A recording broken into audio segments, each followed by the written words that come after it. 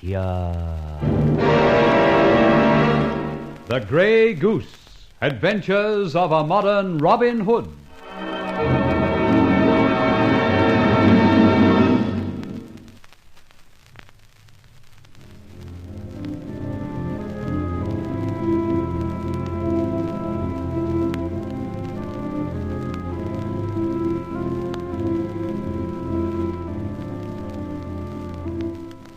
Having made a gesture as the Grey Goose, I was most annoyed to find a certain columnist brand it as conscience money. This Lionel Boyd, the columnist, is a bad bird. He was also a member of my old regiment. At any rate, Barbara and I crashed one of his terrible parties, and he didn't recognize me. I met Judith Cameron there, a gossip, but I sensed a very worried woman. That night found Barbara and myself on the roof. Hitching my piano wire to a chimney stack, I let myself down from the roof and had a perfectly safe peeping Tom's view of Boyd's flat. Judith Cameron was there, turning it upside down, obviously searching for something. Suddenly, enter the putrid Lionel Boyd himself. Consternation from Judith, closer attention from self. I've told you, Judith, what you seek is not here. But I promise to let you have it if you tell me everything you know of this... Mr. Grey? That's what he called himself, Grey. I didn't like him, but you seem to know him very well. Who is he? What do you know of him? Just that he's Mr. Grey. No occupation, just one of those people one meets. Lionel, I don't know him at all well. And I tell you, you're lying. Listen, Judith. You want something I hold over you. You're terrified I may publicize it in my column. Don't, Lionel, please. I've told you what I want. Give me the real story of this Mr. Grey, and you'll get in return every scrap of paper, every photograph, in fact, the whole work. Oh, I wish I'd never seen or heard of you. Oh, rubbish. Our own little romance was quite a thing, wasn't it? Oh. You enjoyed it while it lasted, didn't you? Yes. To my shame. Makes me ill now to think I ever allowed you to even touch me or speak to me. Don't be so mealy-mouthed. Ours was the one big, supreme moment in your frustrated life. You abominable snake. Put that statue down, you idiot. No, I won't.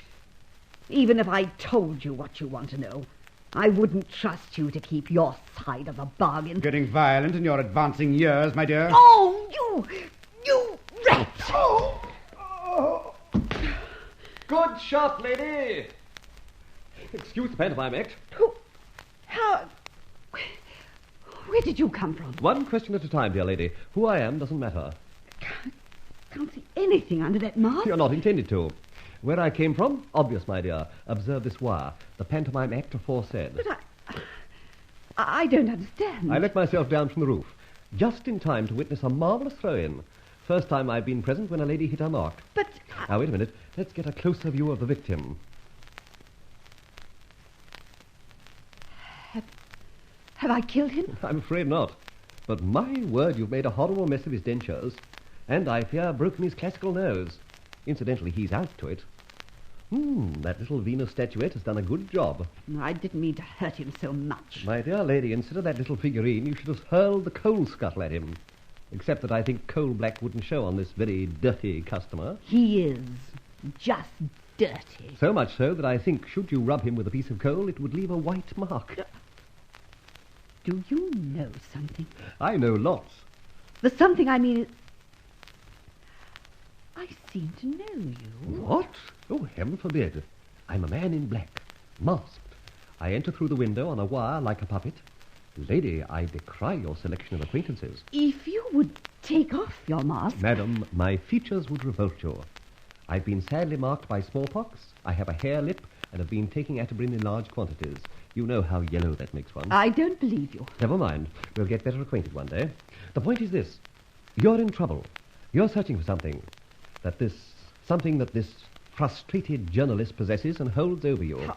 How do you know that? I was hanging on my wire outside the window. Then you heard. Everything. Look, lady, all is not lost. There's always a way out. I, too, have an interest in our battered friend. There may come a time very soon when I can get what you want. When I get what I want. You have no idea what I want from Lionel. Indeed, I have. I was listening at the window, remember. Papers, photographs, and whatnot in the possession of one, the famous Lionel Board, the publication of which, as a titbit in his column, would destroy a little chance of happiness in the life of Judith Cameron. Heavens, are you omniscient? Are you? Who are you? Somehow I sense danger. The only danger you need fear is from that carpet snake.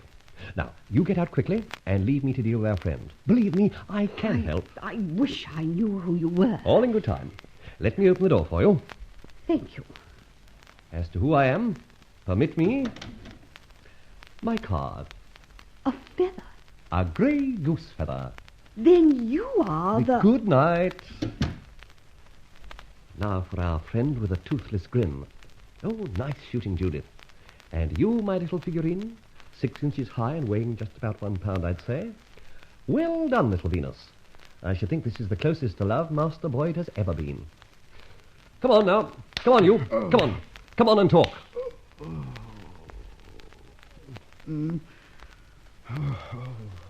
Where am I? Oh, what's happened? Oh, so you're beginning to sit up and take notice, are you? I've been knocked out, I think. And how? Come on, man. Pull yourself together. Oh. Where's my man, Jolliffe? Oh. Are you Jolliffe? Definitely not. Of course you're not. What the devil are you doing in my apartment? All in black. Mask and things. Just a form of evening dress with me. Get out. You're a crook, a burglar. How the devil did you get in? Where's the... The lady didn't like your company. She left. So, what is this? All in good time, Lionel Boyd, writer of Dirt. What do you... Shut up. I'm just on my way to stopping your little game. You see, I know how you get your dirt, and I think in the near future that column of yours in the Daily Shriek is going to cost you a very big headache. I'd have you know Shut up. that... Now, I've got to cut this interview a bit short. I have fresher and sweeter fish to fry. But listen, laddie, I'm coming back. I hope you do. The police will be waiting for you. I? Oh, not I, Mr. Boyd. Good night. You can't get away yet. Now try. Can't get away, eh? Ever been to the pantomime, Boyd? Watch this. The window. Hey, you'll break your neck. And a good thing, too. Nonsense. Here, take this. A parting gift. A feather? Cheerio! Cheerio! How the... The feather. Help! Help, everyone! Help! The Grey Goose! The Grey Goose is in the building! Help! Help!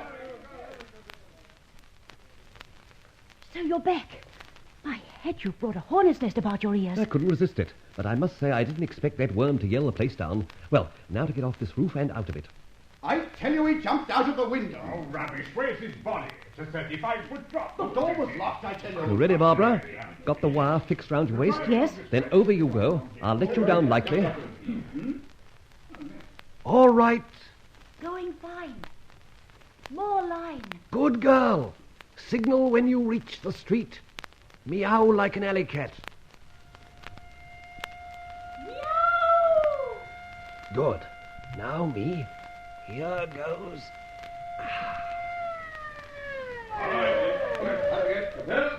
Right. Yes. Darn shame with all this activity I haven't time to get my wire back. Never mind. We'll have to make a run for it. Not yet. In these black togs, we won't be spotted in this dark alley. Listen.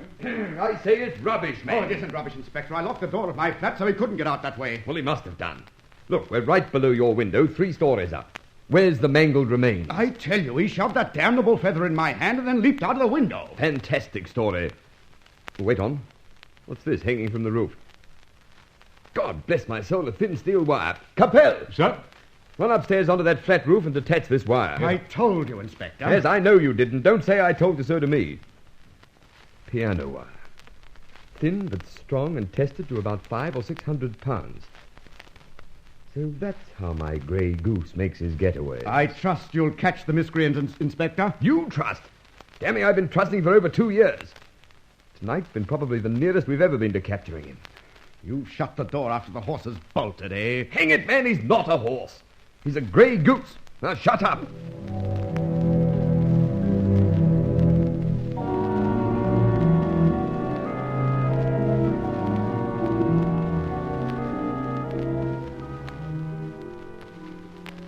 They say, Barbara, with the morn cometh repentance. but I don't think our friend Boyd has ever heard of it.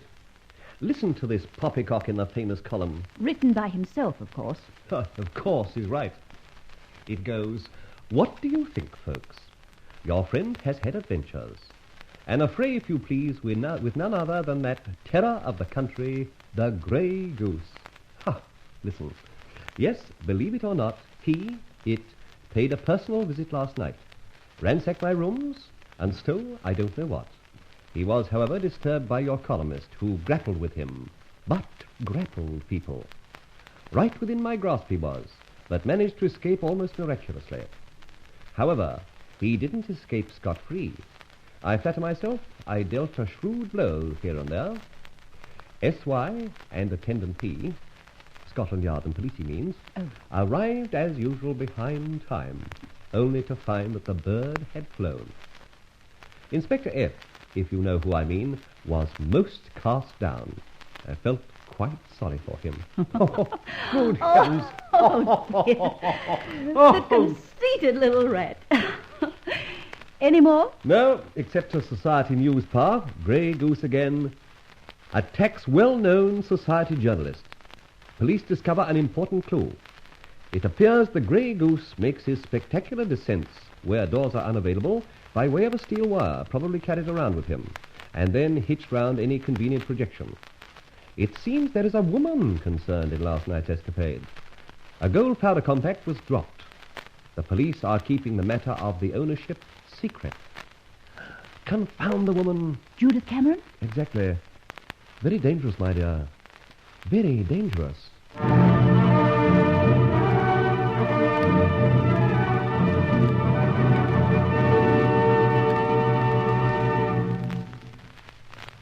Why does Fletcher attach so much importance to a powder compact? The next chapter will tell us as we follow the Grey Goose.